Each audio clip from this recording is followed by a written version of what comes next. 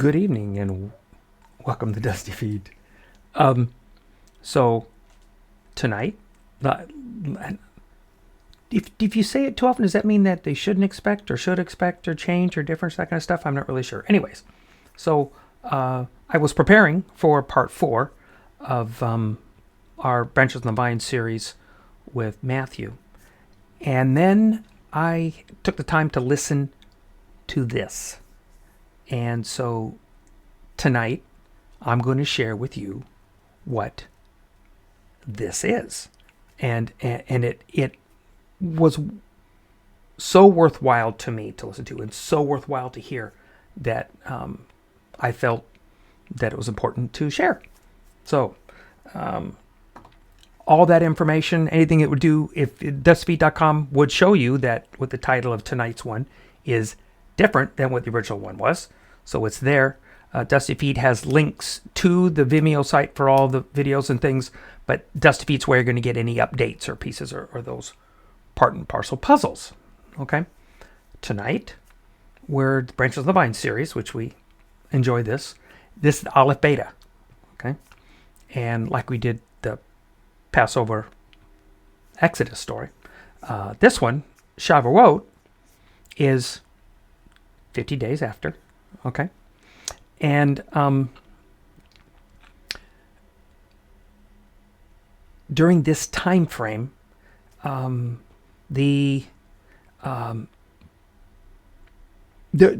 this time, Jewish studies has the Torah portions every week, and then there's also other readings that go with it, the half Torah, those kind of deals. And they also read on this one the book of Ruth. And so Rabbi is sharing the connections. And if there's anything I'm learning and understanding and appreciating more, is the layering of stories. He has a wonderful, wonderful, wonderful video on the hidden structure of the Ten Commandments.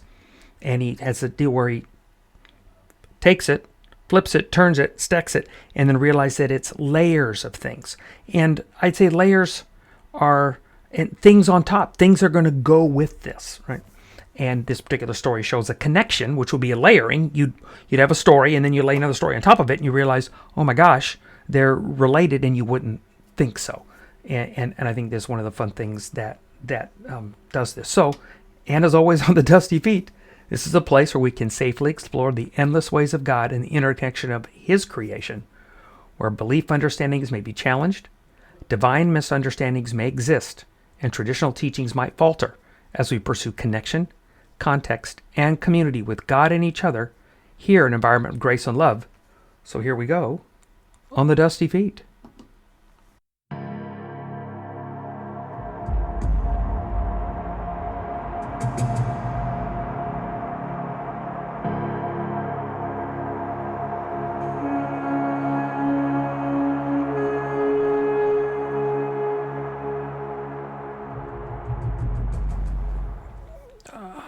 My wife and I get a chance to watch some movies and things, and we like these stories where you are looking for the connections to stories. There's a couple of British detective shows where they'll have like two different stories going on at the same time, and you understand from the premise after watching the shows long enough that these stories are going to collide.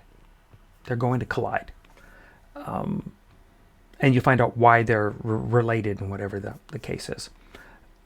In Scripture, sometimes we don't even bother to look for those things. And sometimes in story, they don't even think that they're connected. Nobody's even looking for it. And all of a sudden they realize they collide into each other. And we find that Fohrman is a masterful scholar in finding these connections. What's really interesting is that we couldn't see them in English because sometimes it's words and word structure. And if you're not looking at it, if you're not seeing it, you can't see it. Okay? And that's one of the things that I enjoy about Fohrman is bringing these points out. I think they're brilliant. Okay?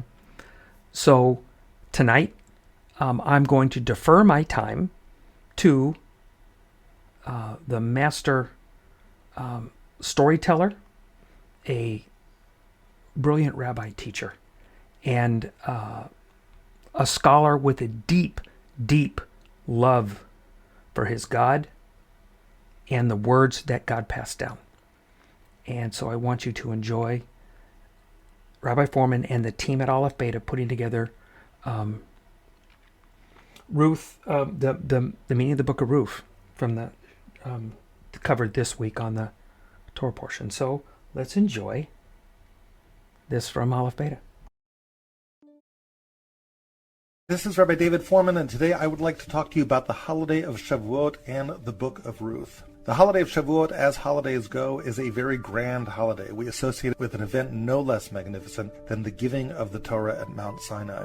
And yet the book that we read on this holiday, the book of Ruth, by comparison, seems very pedestrian. It seems to talk about small stuff, not big stuff. It's the story of a courtship between Ruth and a man by the name of Boaz. Ruth originally comes from Moabite stock. She's a convert. And it's a very nice story, a very charming story, a kind of rags to spiritual riches story, perhaps, of this girl who marries this man by the name of Boaz and ends up having a great-grandchild by the name of David, who becomes King David. And certainly the lineage that emerges from Boaz and Ruth suggests that there's something grand going on here. But if you look at the book itself, it doesn't look like a very spectacular book. Nothing really happens. It almost seems just like a day in the life of Beit Lechem. The story begins with a man by the name of Elimelech. Elimelech has two children, Machlon and Kilion. The names Machlon and Kilion, by the way, are strange names. Machlon means sickness. Kilion means destruction. I mean, what strange names to name your kids. Come here, little sickness. Come here, little destruction. But look, these are the names. They head off from Beit Lechem, where they're born, and they go with their father and mother, Elimelech and Naomi. They go to the neighboring land of Moab.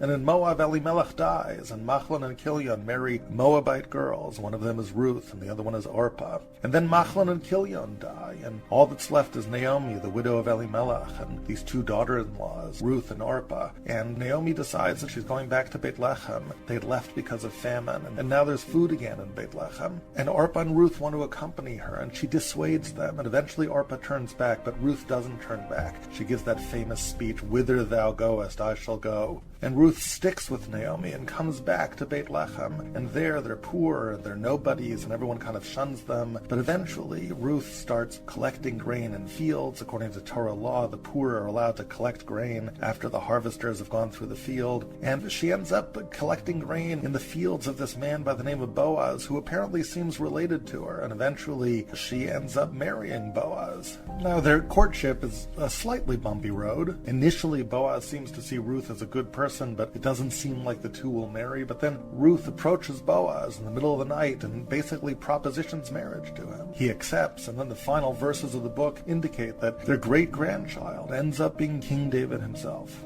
So if you look at it, I mean, the fact that King David comes from this union seems to indicate something special was going on in this book. But what was so marvelous about what happened here?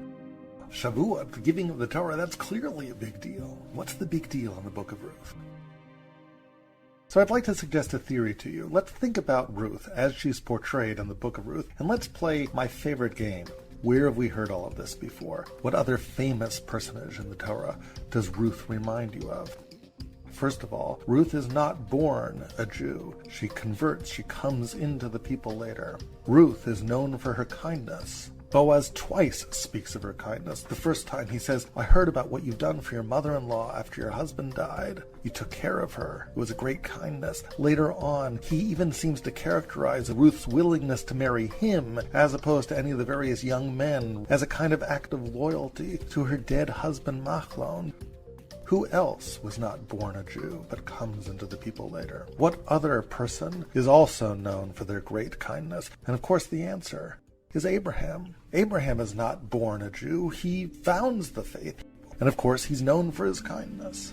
The longest extended story of kindness that we have in the entire Torah is the story of Abraham and Sarah entertaining the guests, taking care of them right after Abraham's in pain, after his circumcision. Abraham is known for his kindness. Ruth is known for her kindness. And it's not just the general attributes of kindness and conversion that are points of similarity between Abraham and Ruth. It's the language of the text itself. Listen to how Boaz describes the kindness of Ruth. Hugadli kol asher asit et chamotech. It was told to me all that you've done for your mother-in-law, achrei mot ishech, after the death of your husband. And now listen to these words. V'ta'azvi avich v'imech. You left behind your father and your mother, ve'eretz moladetech, and your birthplace. V'telchi el am asher lo yadat t'mol shilshom. And you went to a nation that you did not know yesterday or the day before.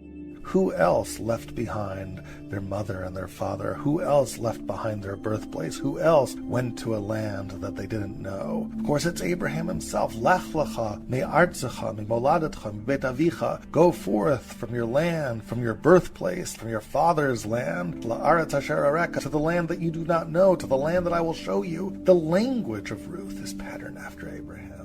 It's almost as if Ruth is a latter-day Abraham, so to speak. But what do we make of that? Now, perhaps at the simplest level, Ruth is the culmination of a promise made to Abraham. Abraham heard the word of God coming to him and saying, V'ifreiti otcha b'ma'od ma'od. I will multiply your children greatly. U'nataticha l'goyim. I'll make them into nations. U'melachim mimcha yetzeu. And kings will come from you. The promise to Abraham is not just that he's going to have a lot of children, but those children will coalesce into a nation, and that nation will be organized politically by virtue of kings. Kings will come from you. When did that promise of nationhood become fully realized? With the era of kings ushered in by King David. And of course, where does King David come from?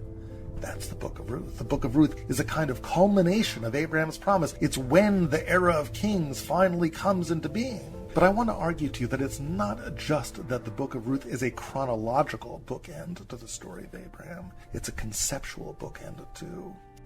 We get our mission statement from the book of Ruth. I want to argue that there is a narrative that wends its way throughout Tanakh. It begins at the very beginning, at the birth of our nation, with the story of Abraham. That's where our mission statement first becomes defined. Later it becomes codified at the giving of the Torah at Sinai into a set of rules and stories that embody these rules. We call these stories and these rules the Torah. But then later on in Tanakh, in the book of Ruth, a kind of culmination of that mission statement is reached. Ruth is a kind of culmination of Abraham's story. But if that's true, there is a problem we must grapple with to understand the book of Ruth, and strangely, it's not really even a problem in the book of Ruth. It's a problem in the very beginning story, in the story of Abraham. A basic conundrum that faces anyone who reads the story of Abraham, and it is this. Who was Abraham? And why was he so special? Why did God choose him? We don't seem to get the answer to that question. The biblical text itself, the Torah, don't seem to give us the answer to the question. Now, if you ask your average school child, why was it that Abraham was chosen? What was so great about him? They'll give you answers. They'll say things like, well, Abraham was the father of monotheism. He discovered God. And Maimonides says the same thing. Rambam tells the story about how Abraham philosophically came to search out God and came to the conclusion that there was a master of the universe behind it all, that idolatry was a lie. But the problem is, we don't hear about that in the Torah. Why doesn't the Torah tell us something about that? Other school children will tell you the famous story of the Medrash. Abraham once went and smashed the idols in his father's house. And when his father came home and was angry, Abraham pointed to the largest idol and says, "He did it, not me." And his father said, "That's ridiculous. Everyone knows an idol can't do anything." Abraham says, "If everyone knows an idol can't do anything, then why do you worship them?" Terach reports Abraham to the king, to Nimrod. Nimrod gives him a choice: enter the fiery furnace or bow to the idol. Abraham chooses the fiery furnace and survives. It's a great story, but it's a story the Medrash tells. If that's why Abraham was chosen, why wasn't that story in the Torah? Most of us begin teaching our kids the story of Abraham with the story of Lech Lecha, with God appearing out of the blue to this man, this unknown man one day, and saying, "Go forth from your father's house to this land that I'm going to show you, and I'll make you into a great nation, and I'll bless you. I'll make your name great, and those who bless you all bless, those who curse you all curse, and through you will come blessing to the entire world." But who was he? How could the story of Abraham begin like this with no introduction? Other great biblical figures, Noah, for example, we hear something about him. Okay, it's only one verse. Noach, ish tzadik haya b'darotav. Noach was a great man in his generation. Et Elokim hitalech Noach. He walked with God. Okay, fine, so tell me something like that. Tell me, Abraham was a great man. Tell me he walked with God. Why don't I even get that? How could the Torah be so silent about the man who started it all? Unless the Torah is not silent. The truth is, there are 6 verses that most of us don't teach our children that give us the introduction to Abraham's life. They appear before Lech Lecha, at the very end of Parshat Noach. And why do most of us not teach our children these verses? The answer probably is that they're too boring. They tell us a maze of seemingly trivial events. They talk of people that we never hear again, obscure names like Nahor and Milcah and Yiska, and who married who and who traveled where, and Abraham's place among them. It seems like such a wasted opportunity. If we had 6 verses to talk about Abraham, we'd tell the story of the fiery furnace. We'd tell the story of how Abraham discovered God. But these verses tell us nothing like that. Why does the Torah seem to waste time giving us trivial details when it could tell us the essence? Unless it is telling us the essence. I'd like to suggest to you that hidden in these 6 verses lies a secret story. A narrative that describes Abraham's greatness and why God took a chance on him. I want to explore these verses with you because when we do, we will begin to understand Abraham's mission. We will begin to understand how the Torah at Sinai codifies that mission. And how centuries later, a woman named Ruth saved that mission from almost certain failure. Okay, so why was Abraham chosen? We've got 6 verses here that introduce us to Abraham. Maybe the answer lies here. But if you look at these verses seem to be the most trivial travelogue that you can imagine. Who married who traveled where, who died, all of these people that we never hear from again. Here is the story. Ele toldot Terach. These are the generations of Terach. Terach gave birth to Avram, Nahor, and Haran gave birth to Lot. Then, Vayamad Haran al pnei Terach aviv beretz moladato Ur-Kasdim. Haran dies in the lifetime of his father in Ur-Kasdim.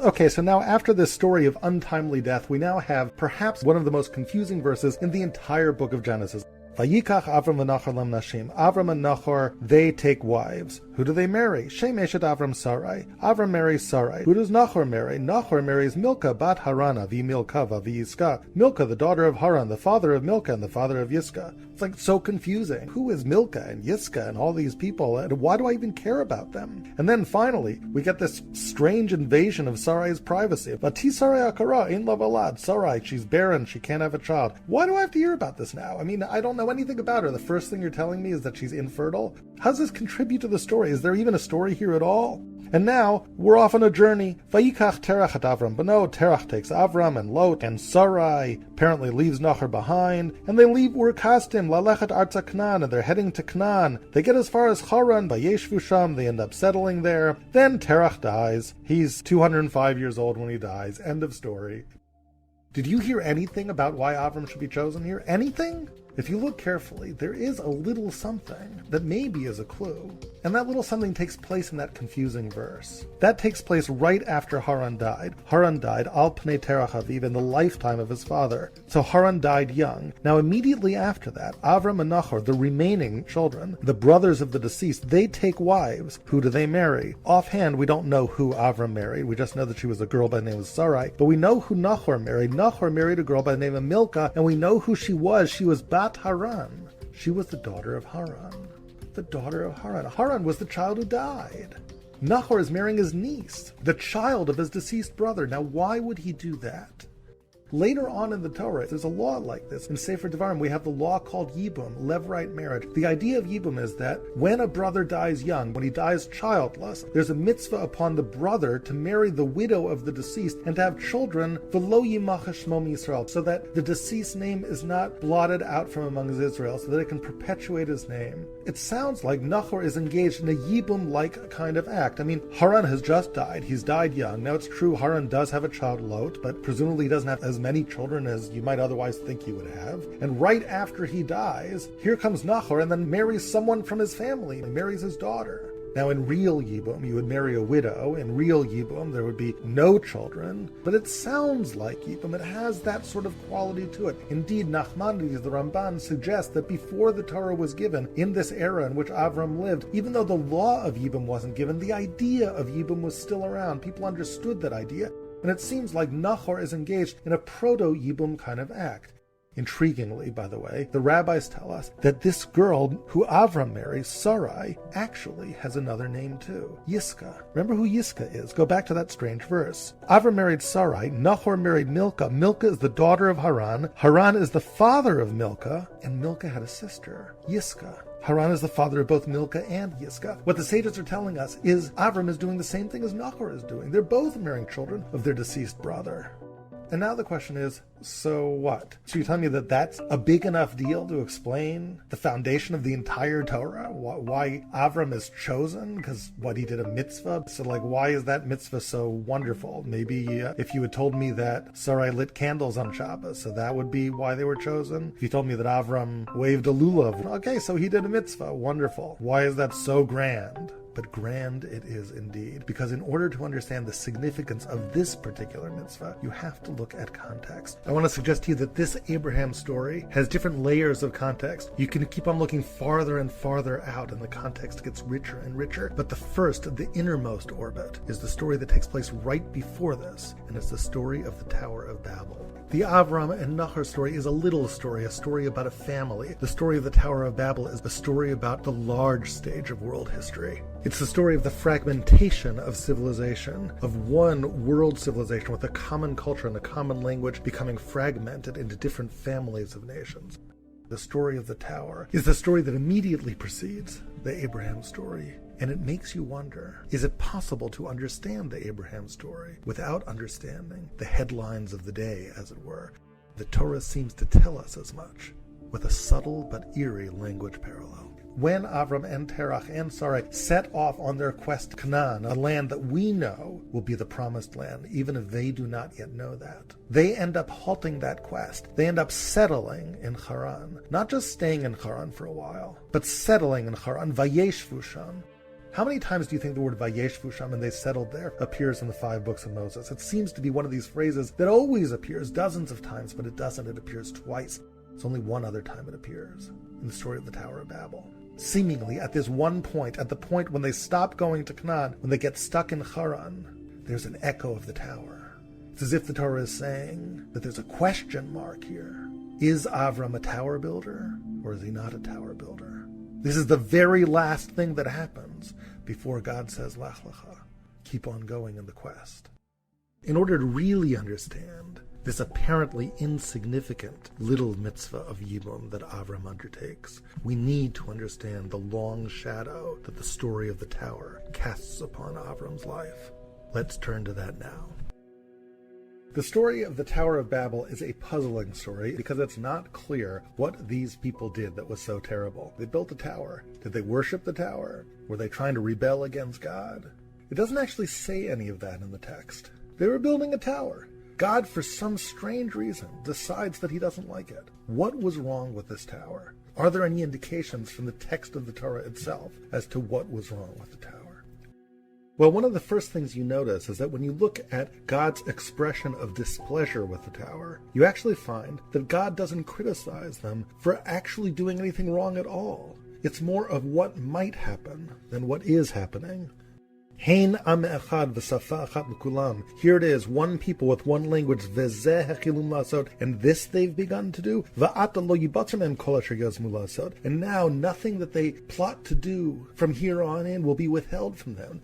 God seems to be concerned about the future more than now. What process has started whose eventual outcome is dangerous? It's a process, interestingly, that has to do with the focus on name building of all things. For what was the reason for building the tower? Was there any utility to the tower? Was it an apartment building? People didn't live there. They didn't work there. It was just a monument to themselves. Na'aseh lanu shem, they said. Let's build ourselves a name. Let's think about this a little bit more carefully. The imperative to make a name, to build a name, comes from the consciousness of death. An individual becomes concerned about their name when they understand that they're going to die. Yibum is all about perpetuating the name of someone who's died, giving them a legacy so they continue in the world. Interestingly, this was the focus of the tower builders. It wasn't individual death they were concerned about. It was communal death. The reason why they build the tower, they say, is Na'aseh lanu shem, let us make a name for ourselves, pen nafutz, lest we scatter. What death is to the individual, scattering is to the community. It's the end of the line. How are we going to confront the end of the line for us? We'll build a monument to ourselves. That will solve everything. So what then was the folly of the tower builders? They fell victim, perhaps, to a great irony. The irony of building a name is that you can't build it by focusing on it. Building a name is something that happens as a byproduct of doing worthwhile things, good things for others, taking care of others. It's not something that happens by focusing on name building. Indeed, when you focus overtly on building your own name, on building monuments to yourself, your life is essentially empty. There's nothing there. Life as a tower builder is devoid of meaning. It's a monument to nothing. In life, we have two great lists. One of them is our resume. The other is our gravestone. Which matters more? What does it say on your resume? It talks about your power, what you can do. What does it say on your gravestone?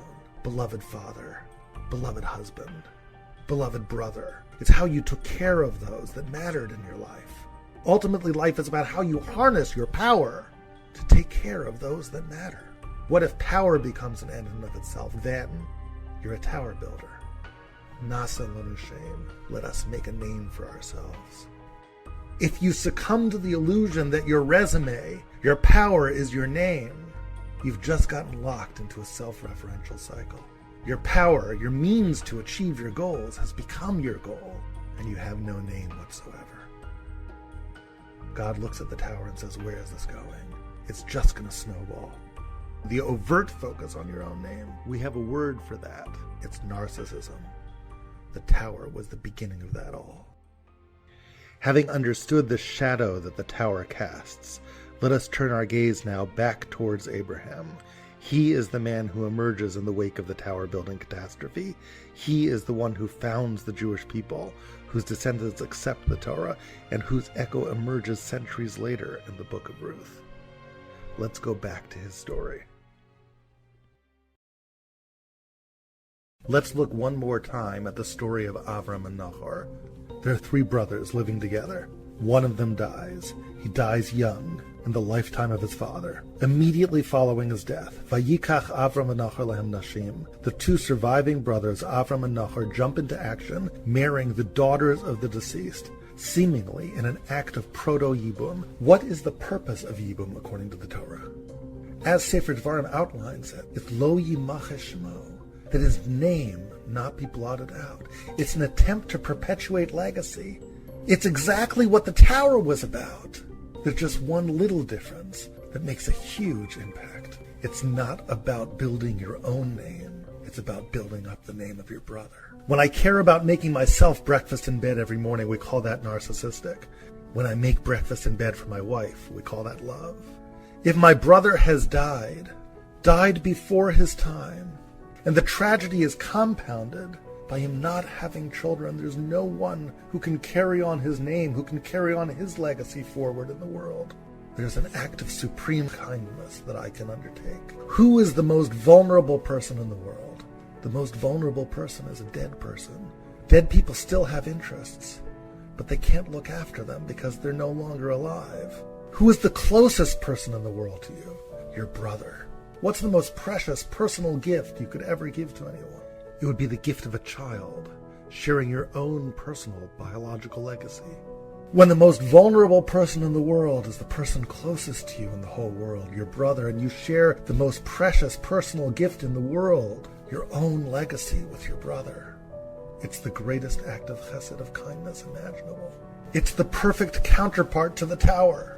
In the largest community imaginable, the world itself united to build the tower, it was a narcissistic attempt to promote their own name. Now, in the very next story, the smallest community imaginable, Avram and Sarai, Nahor and Milcah, man and woman, unite and share what by rights would be their own, the child that would come from them, with their dead brother, to give him a lasting name. And that we call love. And now let's read as the story continues. The next verse, Vati Sarai akara ein la valad. But Sarai was infertile, she could not have a child. We now understand what that verse is doing there. It's saying that whereas Nahor and Milcah, whereas they may have succeeded in having a child, Avram and Sarai could not. And therefore, although it was a good try, Avram, all of your best intentions did not yield any fruit in the real practical world. You have not succeeded in building a name for your brother, in helping to perpetuate his legacy. And then Avram goes on a journey with his father, with Sarai. They leave on the way to Canaan, to what we know will become the Promised Land. I want to suggest that there's two journeys here, one perhaps a metaphor for the other. There's an external journey, the journey to the Promised Land, but it mirrors an internal journey, the journey of love, the journey to help your brother. It's a quest that will animate Avram's life. Will he ever fulfill the dream to help carry on his brother's legacy? They set out on this quest to the land of Canaan, but then something ominous happens. They get as far as Haran and they stop. They don't just stop overnight. Vayeshvu sham, they settle there. They settle there means that the quest is gone. They've abandoned the quest. They're in Haran now. This is where they've set up shop. Canaan is just a distant memory. Is there something ominous happening here? Remember, this is the second time Vayeshvu sham appears. Where's the first Vayeshvu sham? It's the tower, when the tower builders settled there. We're hearing echoes of the tower in the Avram story, as if to say that the question that faces Avram now, somehow, is will he become a tower builder? Will he abandon the quest for Canaan, and with it, the quest to help his brother? What challenge faces a man when he tried to do something altruistic? He married the orphan daughter of his brother, tried to take care of her, tried to have a child that could keep his brother's name alive, but it wouldn't work. She can't have children. And years go by and she still can't have children, and still more years go by. What challenge, what question faces you now? If you're Avram, the question that dances around in your mind is, it's all very nice to try to have a child to help my brother. But at a certain point, a man has to worry about his own legacy, right? A man has to worry about his own legacy. That's tower builder language. Will he stay with Sarai? Maybe you abandon the orphan daughter of your brother. Maybe it's time to worry about your own legacy. And at that moment, God intervenes. Vayomer Hashem el Avram, and God appeared to Avram and said, no. Lech lecha, I liked the quest. I liked the journey. Keep on going to Canaan, El Haaretz Asher Ereka, to the land that you were starting to go to, the land that I'm going to show you, the place where you will build a nation. Escha l'goy gadol, I will make you into a great nation. I will bless you, va'agadla shmecha, and I will make your name great. I will make your name great. Echoes of the tower once more. The story of the tower creates both the necessity for Avram and the challenge, the reason why he could fail. First, the necessity for an Avram. God, in creating mankind, had sought out a relationship with all of mankind. It was possible in the days of Adam. It was possible in the days of Noah. But after the tower, it was no longer possible. Humanity had fragmented into different peoples with different cultures and different languages, and at that point, God needed to take a fragment, one family, and begin to develop a relationship with them and to work outward to select a person who could build a family dedicated to spreading God's name in the world. But if the tower creates the need for an Abraham, it also creates the reason why an Abraham might fail. Because what did the tower show? It showed the propensity of man to become narcissistically self-involved in the perpetuation of their own private legacy. What if you choose someone and you say, you guys are special, you guys are going to spread my name? And eventually that family grows, and they say to themselves, we're special. Look at us. God loves us more. It's all about us. It's about me. Then the plan fails. The family has given in to the illusion of the tower builders. They've exchanged the mission to bring God's name into the world with the aggrandizement of their own name. So with that danger, if you are in God's position, who are you going to choose?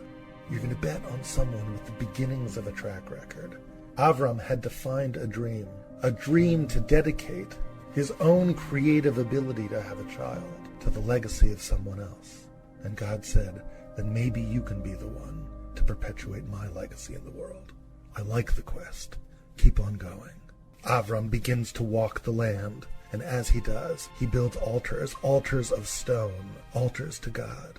Little towers. The tower builders, infatuated with their own creativity, built huge towers out of bricks, monuments to themselves. These altars out of stone, out of God-made material, would be altars to God. And as Avram builds his second altar, Vayikra b'Shem Hashem, he calls out in the name of God. It's about the name of God, not my private name. As Avram builds these altars, where does he live? Vayet Oalo, he lives in a tent. His habitation is temporary. The altars for God, they are the things that are forever. We've begun to progress in understanding the Avram prologue, but in order to truly see its significance, we need to open up the zoom lens still further, because if we look carefully, farther back in biblical history, we'll realize that the story I've just told you, the story of Terach and his 3 children, has actually happened before. Everything we've seen thus far is an echo of another story, a story that happened 10 generations before this. Come with me and let's look at that story. So when I said that we've heard this all before, that the Avram and Nachor story resonates with another story that took place 10 generations earlier, the language, the ideas, even the sounds of the word, it's as if the Torah is saying this earlier story somehow provides a template for the Avram and Nachor story. What is that earlier story? Let me give you some of the clues. Remember how the Avram story begins with a man and 3 children? The man is Terach, the 3 children are Avram, Nachor, and Haran. The other story I'm thinking about 10 generations earlier also begins with a father and 3 children. Remember how tragedy strikes one of the children in the Avram story? Haran dies young in the presence and the face of his father. In that other story, tragedy strikes one of the children too. That tragedy also takes place in the face or in the presence of the father. Remember how right after that tragedy happens in the Avram story, the 2 remaining children jump into action to try to rectify the damage somehow? That happens too in the earlier story. And remember how in order to rectify the damage, Avram and Nachor took wives, vayikach lahem nashim? That language, vayikach, is exactly the same language that describes how the 2 children 10 generations earlier tried to rectify the damage. Not only that, remember how the Avram and Nachor story ends with the death of Terach, that death of the grandfather? That other story, 10 generations earlier, also ends with the death of the grandfather, the progenitor of those 3 sons. And one last thing, remember how the family is headed somewhere? In the Avram story, where are they headed? The land of Canaan. Well, you know where the land of Canaan gets its name. It gets its name from a person who lived in that other story 10 generations earlier. What is that other story? It's the story of Noah and the vineyard. The story takes place in Genesis chapter 9. It's the story immediately preceding the Tower of Babel. The grandfather, his name is Noah. The children, Shem, Ham, and Yefet. These are the people who leave the ark after the great flood. But tragedy happens to one of these 3 children. In the Avram story, Haran dies. In the Noah story, Ham doesn't die, but his legacy is destroyed. He and his child, a child by the name of Canaan, are cursed by Noah, cursed to become servants to the other brothers, Shem and Yefet, because of something that happens in the presence of Father. Noah becomes drunk after the flood. Ham invades his private chambers and sees his nakedness. But just as this tragedy was unfolding, the 2 other brothers had acted. Vayikach Shem vayefet et hasimla. They had taken a cloak, vayasumu al Shem shnehem, and placed it on their shoulders, vayelchu achronit, and they walked backwards, vayichasu et ervat avim. They covered the nakedness of their father. They restored his dignity.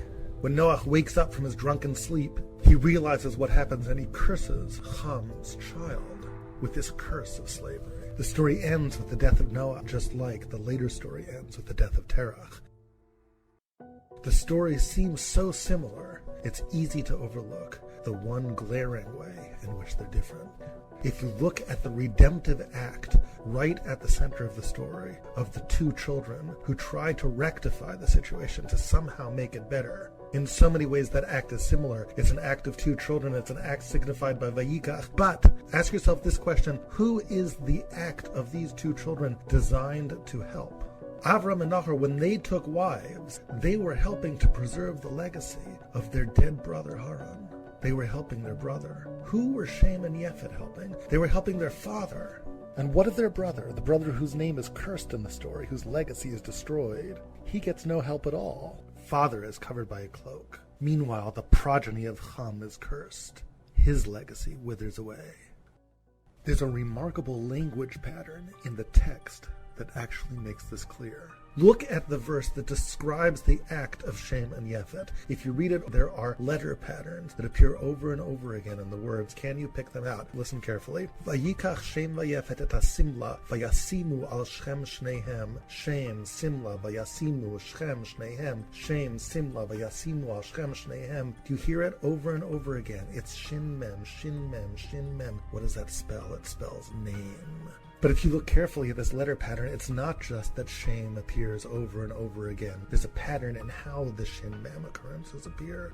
Do you see the pattern? What if I arrange the text like this? Now do you see it? Or how about like this? Do you see it now? The first time Shin and Mem appears, it's Shin and Mem together. The next time it appears, Shin and Mem together. But then there's a small letter, a Yud, interpolating itself between the Shin and the Mem. And then there's a larger letter, a Chaf, between the Shin and Mem. Then there's 3 whole letters, a Nun, Yud, and Hey, between the Shin and Mem. What is happening to the Shin and Mem? What's happening to the Shem? It's slowly being torn apart. There's a shame that's fraying, that's fragmenting in this story. Whose shame? It's the name of Chum. Shem and Yafet act. They act to preserve the dignity of their father, but even as they act, there is nothing they can or will do to help their brother Chum. And now, fast forward 10 generations later. 10 generations later, we meet Avram and his attempt with Nahor to rescue the name of their brother. Chum was as good as dead. 10 generations later, Haran is in fact dead. But despite that, Avram and Nahor undertake the quest to revive his fading shame. And now look at the words. Do you see any Shin Mem patterns here? Vayikach Avram and Nahor lehem nashim. Shem eshet Avram, v'shem eshet Nahor Milka. Avram and Nahor had taken wives, the name of one, the name of the other, Milka. Do you see the pattern? Do you see it now? Shin and Mem with 2 letters in between. Shin and Mem with a Yud in between. Shin and Mem together, Shin and Mem together. What is happening? A name is being stitched back together. Avram and Nahor are helping their brother, reviving his threatened shame, allowing it to flourish once more. 10 generations before Avram and Nahor, there was Shem and Yafet. What about 10 generations before that? Do we find something similar? 10 generations before Shem and Yafet, we arrive at Adam and Eve themselves and their children. Was there a threatened name in that story? Someone who dies before their time? There surely was. It's the story of Cain and Abel. Cain kills Abel, but that's not his greatest evil. No one had ever killed anybody before. Cain was angry, he hit him. Hevel died. But the great evil of Cain comes just a moment later when God says, Hevel achicha, where has Hevel gone? To which Cain responds, Hashomer achi anochi, am I my brother's keeper? That was the wrong answer. You don't know where your brother is. You don't know what happened to him. You see him lying motionless with a pool of blood on the floor. You should be screaming, what can I do? How can I help? What can be done? Instead, you're apathetic. You don't care. You're not sure if you're your brother's keeper. All of the children that would have come from Hevel, it's all gone. You didn't just kill one man. You killed a line of humanity that would have gone for generations. What will be with the name of your brother? Did anyone act to save the threatened legacy of Hevel? Cain didn't act, but someone did. It was Adam and Chava, Adam and Eve themselves. Because after the death of Hevel, Adam and Eve have a 3rd child. His name is Shet. Ki shat li Elokim zera acher tachat Hevel ki harago Cain. Because God has established other seed for me, other children for me, in place of Hevel, because Cain had killed him. Shet is the spiritual continuance of Hevel. He keeps Hevel's name alive throughout the generations. It's the very first Yibum-like act in the Torah, but it's an act not undertaken by brother, but undertaken by parents, because a brother wouldn't act. Do you see the pattern here? In the very first generation of mankind, tragedy strikes one brother. Another brother stands silently by. So parents act to help the threatened child. 10 generations later, tragedy strikes another child. This time the brothers are not silent. They do act, but they act to help a parent. They do not act to help brother. Parents help child, or child helps parents. But brothers never help brothers until another 10 generations go by. And we meet Terach and his 3 sons. And this time, brothers help brothers. And that is the birth of the people of Israel. That's the mission statement. Your brother is in need, you help him. It seems impossible. You find a way. Your obligation is to parent, yes. Your parent's obligation is to you, yes. But your obligation is also towards brother. There is something about that relationship between brothers. You love them, or perhaps rivalry seeps into the relationship, but the rivalry must be conquered. At the end of the day, when your brother is in need, he is your brother, and you must be there for him. But now, of course, there's one last question we need to ask. Every 10 generations, there's an iteration of this cycle. It happened with Adam and Eve. 10 generations after Cain and Abel, we meet Shem and Yefet. 10 generations after them, we meet Avram and Nahor. Each is a Yibum-like act. Each a somewhat more perfected version of the previous one. What do we find 10 generations later? Well, it's time to do a little counting. Starting with Avram. Avram gives birth to Yitzchak. That's generation number 1. Who gives birth to Yaakov? That's 2. Who gives birth to Yehuda? That's 3. Who gives birth to Peretz? 4. Chetzron, Ram, Aminadav, 5, 6, and 7. Aminadav gives birth to Nachshon. That's 8. Nachshon to Salmon. That's 9. Salmon gives birth to Boaz. That's generation number 10. Welcome to the Book of Ruth. So it turns out that 10 generations after the story of Abraham, we meet another Yibum-like story. This time it's the Book of Ruth. This time, the man and his sons are Elimelech, Machlon, and Kilion. Tragedy strikes. Elimelech dies. The 2 remaining sons, Machlon and Kilion, spring into action just as Avram and Nahor did. And they take wives just as Avram and Nahor did. But the significance of their taking wives, oh, that was terribly different. The book of Ruth tells us that Elimelech left the land of Israel for the fields of Moab in times of famine. The Medrash fills out the picture, telling us that Elimelech was a great man in his generation. He was wealthy, and people looked to him for help, for food during times of famine. But he fled. He left the country with his children and with his wife, abandoning people in their times of trouble. If the story that we've been hearing every 10 generations is a story of building kindness, of brothers taking care of brothers here, brothers are not taking care of brothers. They're abandoning them. Elimelech leaves his countrymen. The kindness that we would expect to reach its apex 10 generations later is dying. This dying of kindness begins to reflect itself in physical death. Elimelech has 2 children, Machlon and Kilion. We talked about their strange names. Machlon, sickness. Kilion, destruction. These 2 children will eventually die, as their names seem to suggest. But before they do, they engage in an act that is also a betrayal of kindness. They spring into action in the wake of the tragedy of the death of Elimelech, and they take wives, seemingly just as Avram and Nahor did, except the meaning of their taking wives is the exact opposite of Avram and Nahor's meaning. In taking wives, who are they marrying? They're marrying Moabite women. Their children will no longer be part of the people of Israel. They're destroying the legacy of their father, not even passively like Cain did, but actively by taking steps to destroy it. The 10-generation cycle is in shambles. Externally, everything is the same. There's 3 men, there's a tragedy, 1 dies, the 2 remaining spring into action. They take wives, but internally it's all the reverse. The soul of the story is the destruction of kindness within a family. Soon, Machlon and Kilion themselves die. And now the question that faces all of the survivors is, will this be all? Will there be no legacy for Elimelech and Machlon and Kilion, who've died in the fields of Moab without surviving children? This point is the lowest of the low. It wasn't supposed to happen this way. Every 10 generations, things were getting better. Cain was apathetic. 10 generations later, Shem and Yefet acted. They tried to help. 10 generations after that, Avram and Nahor helped brothers. But 10 generations later, it's a disaster. Elimelech abandons the needs of his countrymen, and his children abandon his needs. And a family of leaders is headed for oblivion. Let's continue with the story. Naomi, the widow of Elimelech, has a heart-to-heart talk with her daughters-in-law. She tells them that if they had any thoughts of trying to perform some sort of Yibum-like act, trying to somehow preserve the legacy of their husbands by marrying a brother from the family, they can put that thought to rest. There is no brother for Machlon and Kilion. Naomi said, even if I had children now, by the time they got old enough, you would be too old to marry them. Give up the quest. It's not going to happen. Orpah gives up. Ruth embarks on the unlikely quest, just like Avram did before. One son, Avram, along with his father Terach, leaving another son, another brother, Nahor, behind, heads off to Canaan. That quest for Canaan is emblematic, as we suggested before, of another inner quest, a quest to perpetuate the legacy of his dead brother Haran. That quest seems impossible. Sarai can't have children. There's only the dimmest of hopes of making that quest come alive as they head off to Canaan. And now, centuries later in the book of Ruth, the same thing is happening, except that the lead actors are females instead of males. Tragedy strikes, and then there's a mother-in-law, Naomi, left with 2 daughters-in-law, Ruth and Orpah.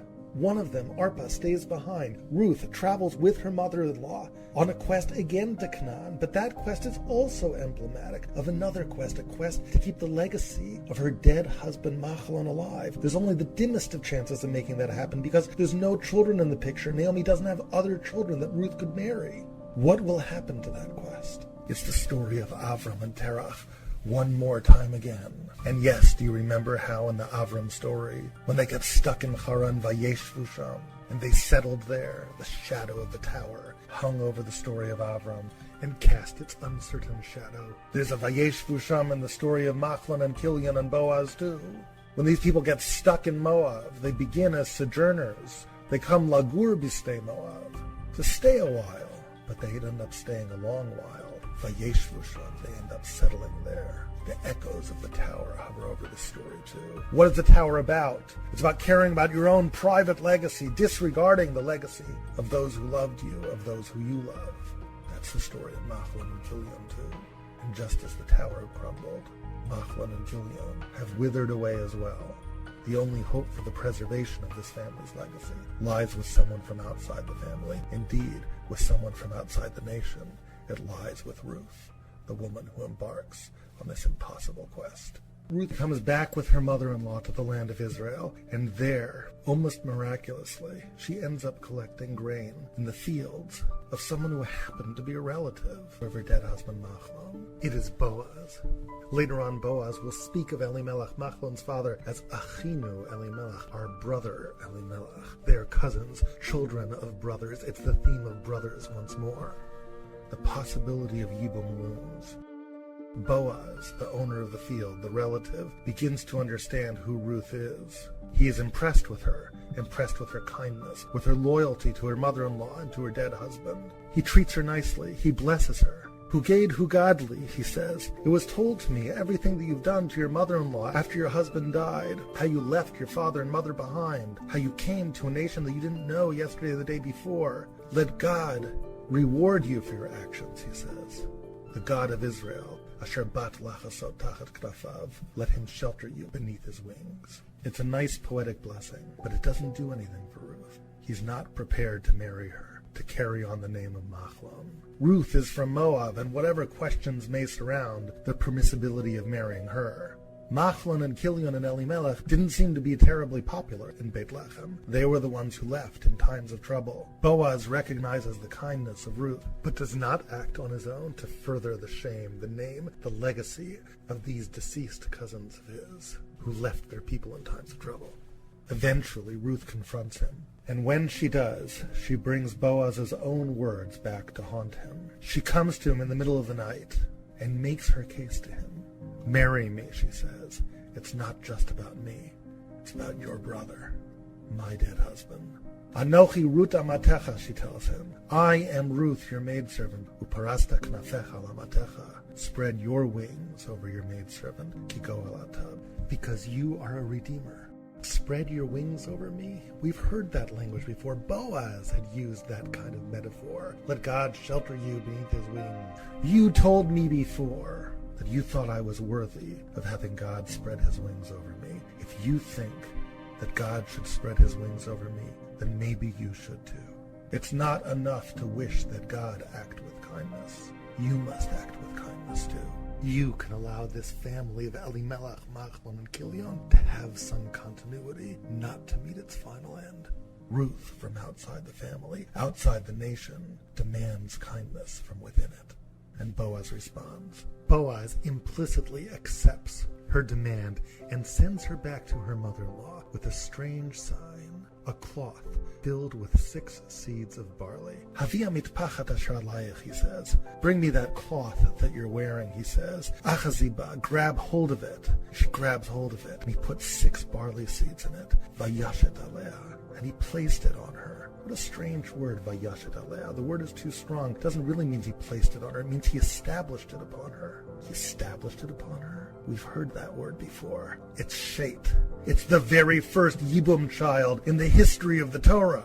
And what's Boaz doing? He's telling her to grab the cloth that he's giving her, to walk back towards her mother-in-law. We've heard that before too. Shem and Yefet grabbing a cloth and walking towards their parent. This time, the cloth is not just to help father.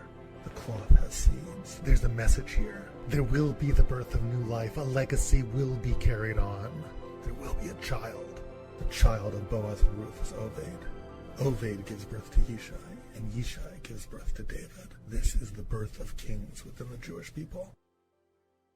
This story of Ruth is a beautiful story, a story of how a woman from outside of the family helped bring kindness, a kind of redemption, to the family of Elimelech. And through that, kings came to the people of Israel. But there's another level of redemption going on in this story too. A more subtle level, because where does Ruth come from? She comes from Moab, but where does Moab come from?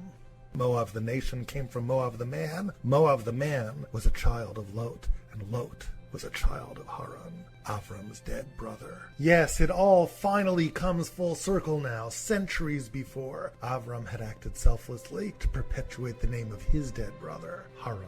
And now, Haran's child would do the same for Avram's family when it found itself in crisis. Centuries later, when kindness had died within Avram's family, within the line that was inexorably moving towards kingship, when there was no more hope, when Elimelech's family had reached a dead end, someone, a child of Haran, would not give up, would selflessly dedicate herself to the needs of Avram's family. Ruth would breathe new life back into that family. Haran's child would save Avram's children and bring about kingship within Avram's people.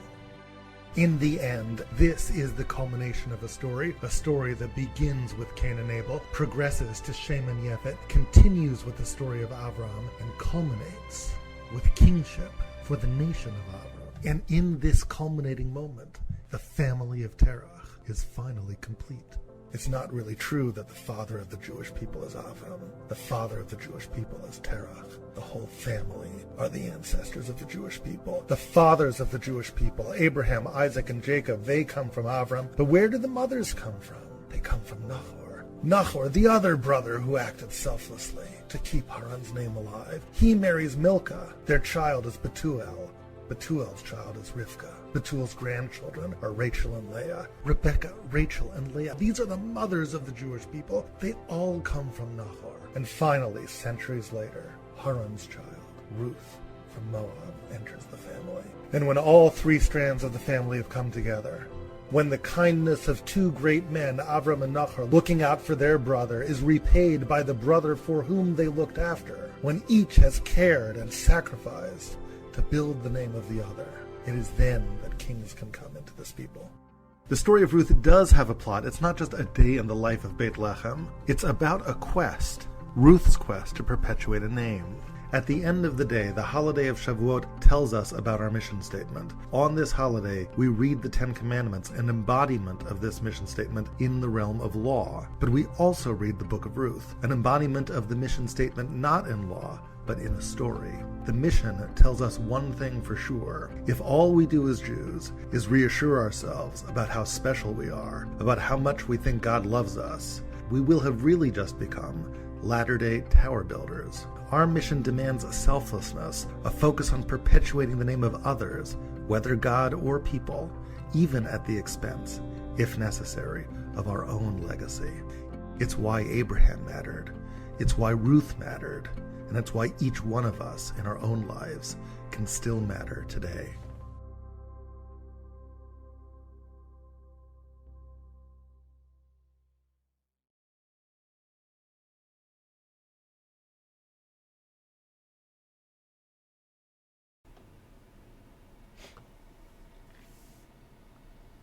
So, redemption. It's been a pattern since creation. And my mom and I actually were talking not too long ago about Lot.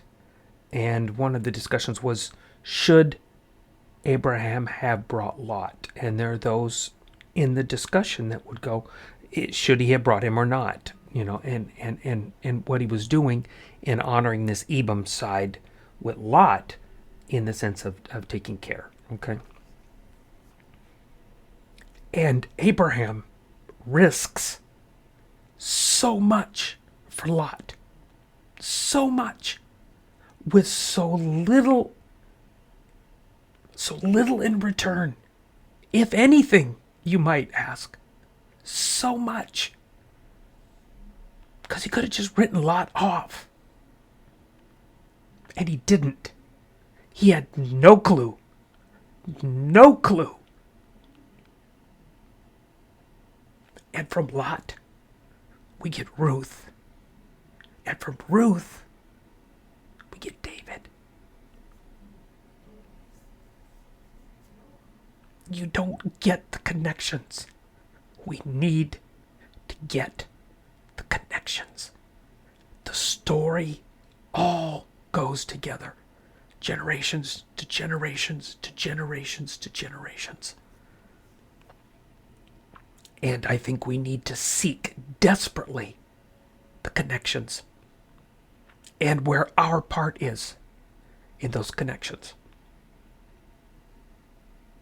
Maybe we're there to not be David or Abraham. Maybe I'm there to support David or Abraham, right? Maybe I'm there to support who I'm supposed to be. He makes the statement at the end, obviously, because Fohrman's Jewish, okay? And he's saying the Jewish people. I would say, let's stretch that and say, that's the body.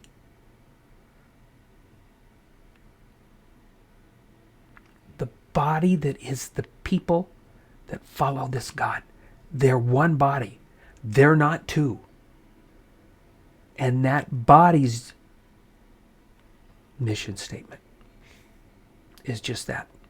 And if we take our little fiefdoms and create our little towers and say, we're this and we're this and we're that, we have our little places to do and we build our little monuments, I think we sadly miss the point. And I hope that we'll work on that. Francis Chan with Unity is a voice screaming to put us together, perpetuate the legacy, to bring life forward, to bring life forward, to prepare the next generation. So, the links to the videos are in the description below. If you want to listen to more AlephBeta, and you don't have to buy something, you can, and I would suggest it. But if you're just going to be intermittent in those pieces, the free version usually cuts out in time. You don't get a whole deal. But if you just send me an email, tell me you want, I can put you on my educator's account, because I have an educator's account with them, and I can, and then that gives you access to those for a long period of time, because as they're the people that are studying what I'm studying, they can listen and watch, so you'll have that time access if you choose. Just let me know, send me an email, and then everything else is from them. I put you in their system, and then you set your own password. I have nothing to do with any of that. It gives you login and access to the AlephBeta material. Okay. Like I said, all the links and what we do each week is on TheDustyFeet.com. All the videos are on Vimeo. Links to those videos are on TheDustyFeet.com. Next week, homework series part 4. We've turned episode 6 of Mackey's into at least 4 parts. So we'll hit that next week, and then maybe the week after, maybe we'll do a red string. Jimmy and I are talking about some things, so that'll be very cool. So I hope you have a wonderful Shavuot / Pentecost. I hope you look and seek those connections. Go look at the connections that Sinai and Pentecost have. Voice of God, wind, fire, smoke, miracles, voice, hearing. So much. Go dig in. It's a brilliant look. It's so exciting. And I think the more we see these connections, it does nothing but help us grow as a body, as a whole. So thanks for being with us tonight, and we'll see you next week on The Dusty Feet.